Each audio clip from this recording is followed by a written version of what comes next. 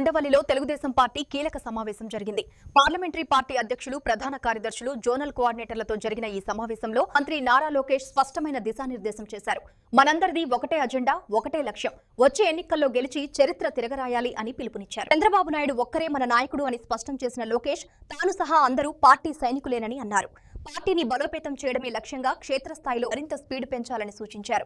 కార్యకర్తలే పార్టీకి అసలైన బలమంటూ ప్రతి నిర్ణయాన్ని క్రమశిక్షణతో అమలు చేయాలని ఆదేశించారు. 3 నెలలకోసారి పనితీరు సమీక్ష ఉంటుందని హెచ్చరించిన మంత్రి లోకేష్ సాంకేతికత, social media, my TDP app వినియోగంపై ప్రత్యేక దృష్టి పెట్టాలని చెప్పారు. కూటమి పార్టీలతో సమన్వయం, పార్టీ కార్యాలయాల నిర్మాణం, సభ్యత్వ కార్యక్రమానికి సిద్ధత వంటి అంశాలపై కీలక సూచనలు చేశారు. మొత్తంగా వచ్చే ఎన్నికలను లక్ష్యంగా చేసుకుని తెలుగుదేశం పార్టీ మరోసారి చరిత్ర సృష్టించాల్సిన బాధ్యత మనందరిపై ఉందని మంత్రి లోకేష్ స్పష్టం చేశారు.